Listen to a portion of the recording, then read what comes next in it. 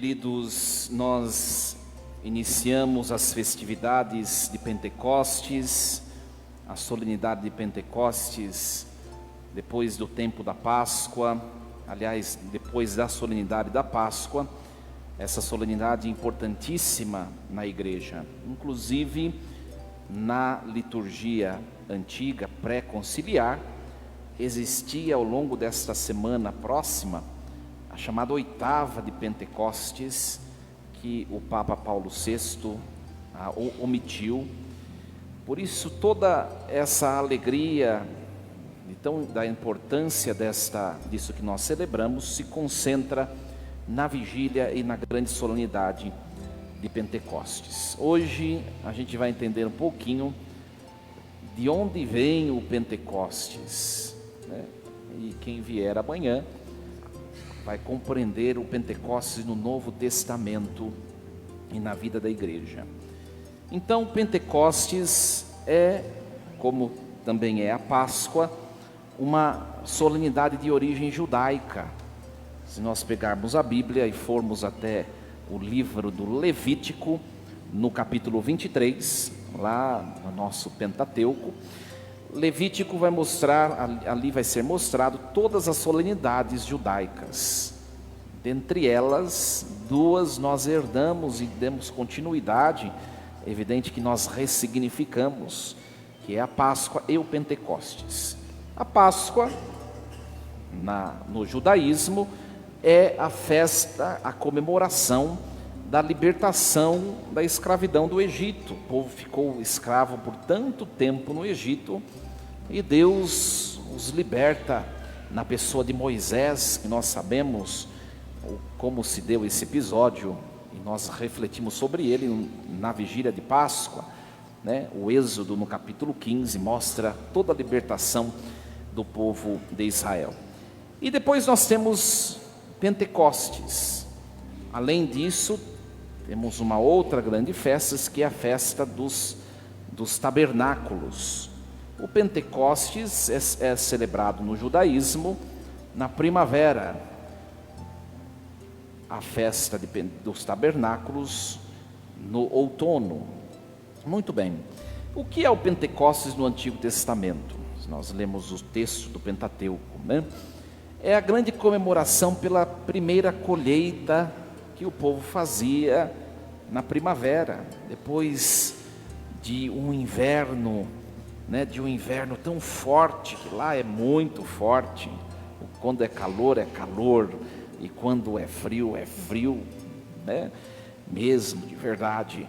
Depois de um inverno tão mortificante, vem a primavera, e vem o florescimento, como assim eles conquistam os primeiros frutos daquilo que eles plantaram. E é a chamada também festa das primícias, ou o Shebuó, a festa das semanas, né? Por 7 semanas eles festejavam, e depois eles iam até fazer uma grande peregrinação ao templo para oferecer, né, as primícias. Então no judaísmo, Pentecostes é isso, é a festa das primícias que eles colhiam. Por que o cristianismo herdou a Páscoa e o Pentecostes? Porque foi na comemoração da Páscoa judaica que aconteceu todo este evento salvífico de Jesus Cristo. Então nós recebemos esse nome.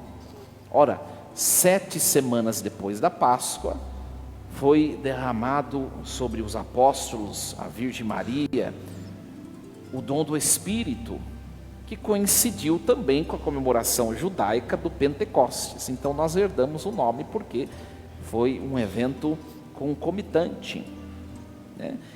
O Pentecostes, depois, ao passar do tempo, a gente for pegando os textos do Antigo Testamento, né, na era helenística, o Pentecostes ele vai ser associado a um outro evento vivido pelo povo de Israel, que é a recepção da lei, né? Lá no capítulo 19 do livro do Êxodo, né? E nós ouvimos hoje, como segunda leitura, exatamente essa experiência. Por isso que a igreja colocou em uma das leituras essa experiência. Moisés, Êxodo capítulo 19, ele sobe ao monte Sinai, e ele recebe de Deus assim, a seguinte mensagem: Moisés, vai lá à casa de Jacó, ao povo, os filhos de Israel, e diz a eles assim: assim como eu os tirei de maneira portentosa da escravidão do Egito, eu irei renovar com eles a minha aliança. Eles vão guardar a minha aliança, e eles vão ser para mim a porção escolhida. Moisés desce o monte Sinai e vai até os anciãos do povo e diz a mensagem que Deus mandou ele dizer, Depois, ao terceiro dia de que Moisés fez isso, houve um grande terremoto, um tremor, como nós ouvimos no texto. Uma nuvem espessa cobriu o monte Sinai, um fortíssimo som de trombeta se fez ouvir, e começou a tremer o monte e toda a planície em volta. O que diz o texto? Diz que imediatamente o monte começou a fumegar, imediatamente apareceram fumaças junto da nuvem, e o povo que estava nas suas cabanas, nas suas tendas, no chamado acampamento, que era na planície, o povo saiu tudo para fora para ver o que estava acontecendo, E aí Deus, ele chama Moisés para subir novamente o monte. E o texto da missa de hoje que nós ouvimos para aí, mas nós sabemos que quando Moisés sobe o monte, Deus entrega para ele as 2 tábuas da lei. Então, além das festas da colheita, como gratidão a Deus pelo que aconteceu na primavera, eles colheram os primeiros frutos, também ao longo do tempo passou a ser celebrado o Pentecostes como a comemoração deste evento vivido por Moisés e pelo povo de Israel. Então, o Pentecostes das festas da colheita passou a ser a festa da lei, das tábuas da lei. Amanhã nós vamos fazer essa comparação, mas só para a gente não pular isso. Nós vemos no texto, amanhã nós vamos ouvir na leitura dos Atos dos Apóstolos, que eles viveram a mesma experiência que Moisés. Eles estavam não no acampamento, mas eles estavam dentro do cenáculo, os apóstolos. E começou a acontecer o mesmo evento, um tremor, diz, línguas de fogo começaram a descer sobre eles, que é a equivalência ao monte fumegante, De repente, diz o texto, amanhã nós vamos ouvir, que o povo começou a sair de suas casas, e começaram a vir gente de todos os lados, porque dava para escutar esse evento, esse estrondo de todos os cantos, que é a similaridade exatamente a essa experiência de Moisés. Então esse é o novo Pentecostes do Antigo Testamento, a festa da lei. Nós vivemos, meus queridos, a mesma experiência em cada missa, em cada Eucaristia. Nós vivemos a mesma experiência quando o Espírito Santo nos tira do nosso acomodar-se e Ele nos faz sair dos acampamentos da nossa comodidade e vir até aqui, diante de um novo monte, que não é mais o Monte Sinai do Antigo Testamento, que não é mais o Monte Sião ou Jerusalém do Novo Testamento, da era apostólica, mas agora na era do Espírito, este novo monte é o altar. O altar. Deus nos tirou e nos tira das comodidades das nossas vidas, nos tira por meio do seu barulho, sabe, aquela inquietude que às vezes nós sentimos, aquela insatisfação, mesmo quando tudo está bem, mesmo quando tudo caminha bem, parece que tem algo que está faltando e eu não sei o que é. É exatamente a ação fumegante do Espírito que quer nos impelir para Deus, o único que pode nos realizar interiormente, humanamente, único. E é Deus quem nos traz diante desse novo monte, o altar, e é Deus quem quer que nós, todos nós façamos a experiência de intimidade com Ele, pela ação do Espírito Santo. Olha, minha gente, se nós estamos aqui, nós dizemos, eu vou à missa hoje, ou eu vou à missa amanhã, muito antes de nós dizermos, o Espírito Santo já nos impeliu e impeliu nossa alma para nós assim planejarmos estar aqui. Foi Deus quem nos trouxe.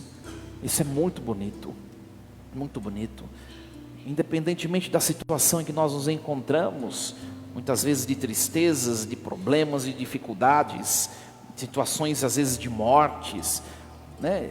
Situações de desânimo, de cansaço, é Deus quem nos impele para congregarmos a unidade da igreja diante do seu altar.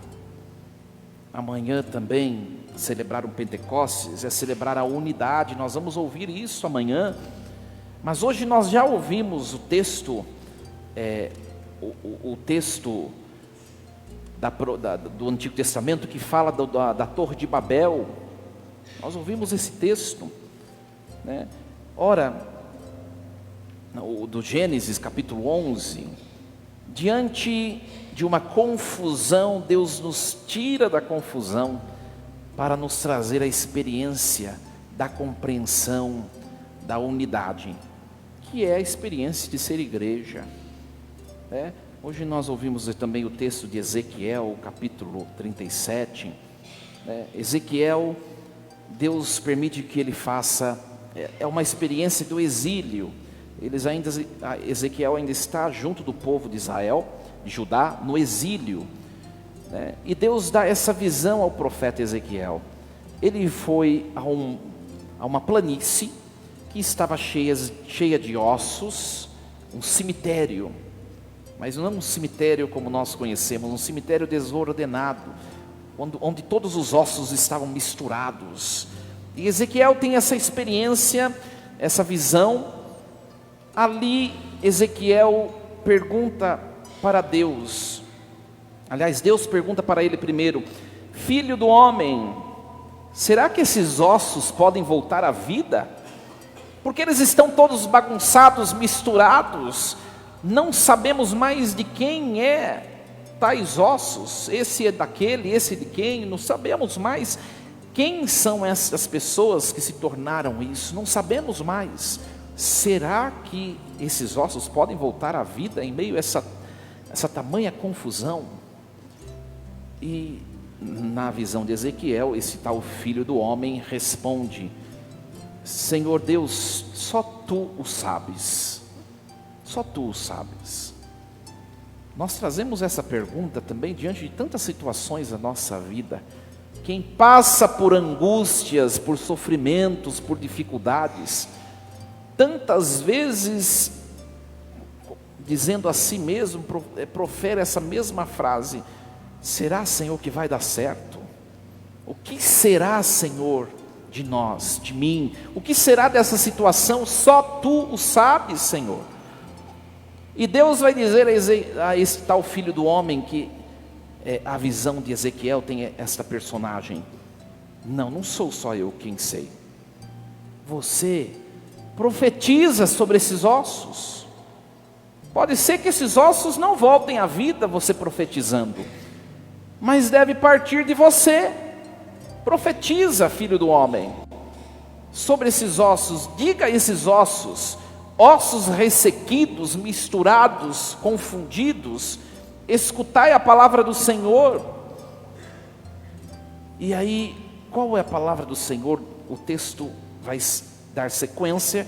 Essa é a palavra do Senhor: eu mesmo vou fazer entrar um espírito em vós, ossos ressequidos, e vós voltareis à vida. porei nervos em vós, farei crescer carne, estenderei pele por cima, os ossos serão juntados, cada qual àquele que pertence, e eu os reconstruirei. E aí, na visão, Deus insiste, né? Deus insiste: filho do homem, profetiza para o Espírito, profetiza, filho do homem, não somente sobre os homens, sobre os ossos, mas também profetiza ao Espírito. Aqui o texto do Antigo Testamento não fala quem é esse Espírito, mas nós que temos a plenitude da revelação sabemos que é o Espírito Santo, né? Os judeus não o sabem, mas nós sabemos. Assim diz o Senhor Deus: vem dos quatro ventos, ó Espírito, vem soprar sobre estes mortos. Meus queridos, às vezes nós pensamos que tudo depende de Deus, e Deus está dizendo por meio dessa profecia de Ezequiel, que a iniciativa está em nós e não é nele, está em nós. Não basta Deus querer restaurar situações, restaurar relações, resolver problemas, se nós estamos estáticos, caídos no desânimo, caídos na murmuração, na estaticidade. Não adianta Deus querer fazer acontecer uma obra portentosa se nós não saímos do lugar.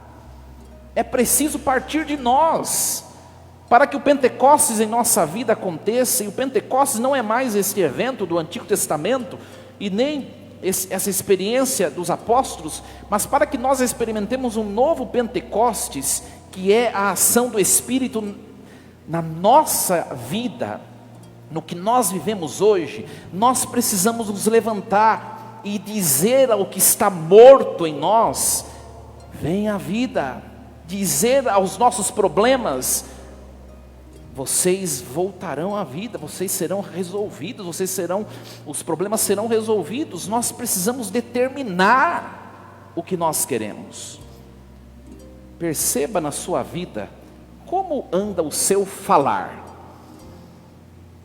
Às vezes a pessoa que mais deseja mal a você é você mesmo. O seu falar, os seus pensamentos negativos, o seu desânimo, a sua reclamação, precisa de inimigo pior do que você mesmo? Ezequiel, ele obedece a Deus, ele fala aqueles ossos que não se mexem, depois ele fala a Deus: vem Espírito dos quatro cantos e faça viver esses ossos. Ossos, permitam-se ser restaurados e tomar vida a partir desse Espírito. E aí acontece a ação de Deus. Experimentemos isso em nossa vida. Eu tenho plena certeza que todos nós temos ao menos uma situação da nossa vida que se encontra como esse exemplo dessa visão de Ezequiel, que precisa do sopro de Deus. Façamos a mesma coisa. Digamos a nós e aos os nossos desafios: Deus vai fazer acontecer. E digamos a Deus: Senhor, faça acontecer. Cumpramos o que nos cabe e deixa Deus fazer o que a Ele cabe. Essa é a experiência do novo Pentecostes. Essa é a experiência de que fala o Evangelho de hoje. Se alguém tem sede, venha a mim e beba. Ora, está dizendo claro o Evangelho: quem tem sede, venha a mim e beba. Ou seja, em Deus está a água da saciedade. Só que o que precisa de nós?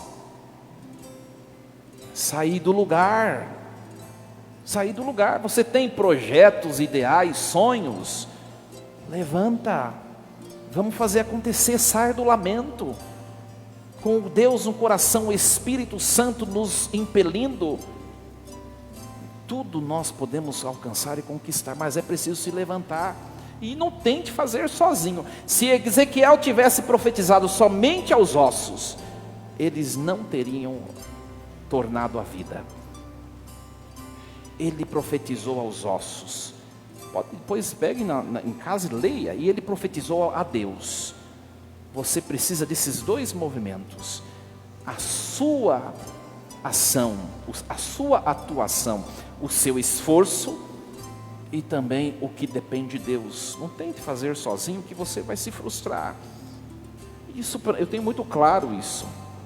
Quando eu atendo bastante pessoas, e eu vejo pessoas que têm tantas coisas, têm tudo, não falta nada de material, mas trazem grandes frustrações. Por quê? Porque tudo empreenderam sem o Espírito Santo. Hoje nós estamos na presença dos nossos crismados, que na festa de Pentecostes coroam aquilo que viveram diante do pastor, o bispo diocesano, a recepção dos dons. Hoje vocês estão aqui e também a palavra de Deus se dirige a vocês: não deixem morrer aquilo que vocês receberam. Olha, nós vemos no Catecismo da Igreja Católica uma belíssima explicação, que às vezes os catequistas também não sabem, às vezes, não sei. Se alguém perguntar a vocês, no batismo, vocês receberam o Espírito Santo? Então por que receber a crisma? Se alguém perguntar para você, catequista, como você vai explicar isso? O Catecismo da Igreja Católica, no parágrafo 1302 e 1303, vai explicar isso. Ele vai dizer o seguinte: no batismo, o batismo nos oferece um caminho que vai nos levar à Páscoa, ao altar. O batismo nos insere na igreja, somos perdoados do pecado original, e nós somos inseridos no novo monte sinal, que é a igreja, que é o altar. Mas nós não podemos ficar mais aqui, ou somente aqui. É necessário também permanecermos, mas não somente. A crisma é o novo Pentecostes, o Pentecostes do Novo Testamento, que nos faz do altar sair para as nossas vidas, para o mundo, e anunciar a experiência que aqui nós vivemos. Então, meus queridos, vocês foram crismados há algumas semanas, não para reterem aquilo que vocês receberam em vocês, mas agora para vocês saírem e mostrarem que vocês são íntimos de Jesus aos outros jovens com quem vocês convivem. Ser testemunho de Jesus. E nós estamos a fazer isso? É a grande pergunta. Então, o batismo nos leva ao altar, a crisma do altar nos leva ao mundo, para sermos diferentes e trazermos pessoas à experiência de Deus.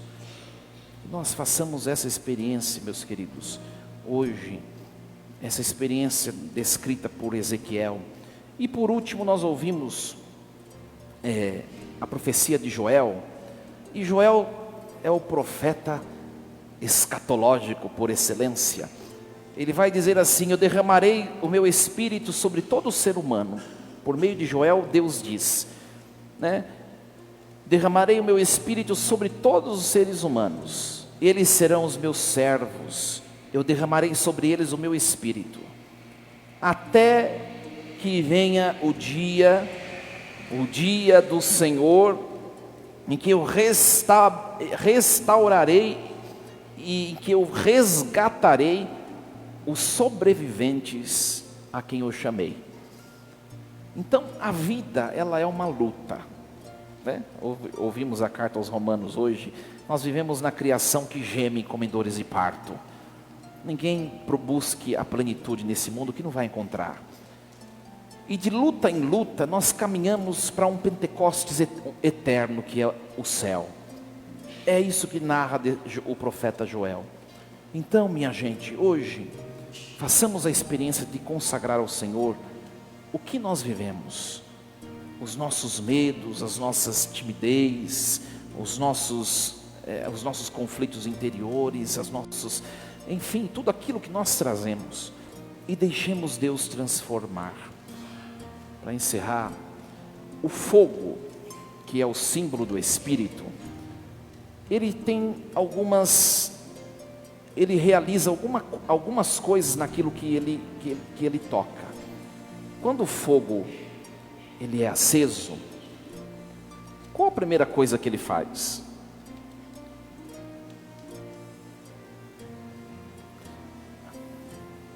Na verdade ele faz tudo ao mesmo tempo, né? Mas o que o fogo faz? Aquece, ilumina, queima ou transforma. Tudo que o fogo toca passa imediatamente por uma reação química, que é o que nós falamos queimar ou transformar. 3 coisinhas. Você precisa perceber se você é movido pelo Espírito, se essas 3 coisas estão acontecendo em você. Iluminar.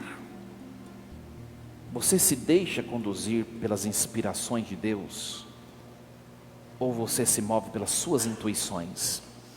Você reza, pede para Deus a força, a sabedoria que vem dEle?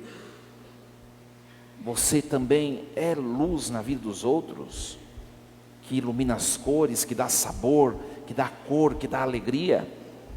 Ou você é um peso? Tudo isso o ato de iluminar. O segundo, queimar, transformar. Você tem se transformado o seu jeito de ser, tem se deixado lapidar, né? Algumas coisas que você tem percebido que você precisa transformar, você tem dado passos, ou é a mesma coisa de sempre? E aquecer, né? O aquecer significa a ternura de Deus, né? A acolhida, a umidade, o abraçar. Ou você é a pessoa da dispersão, da cisão? Então reflitamos isso. Que Deus nos ajude, assim seja. Amém. Um instante de silêncio. Meditemos a palavra de hoje no nosso coração.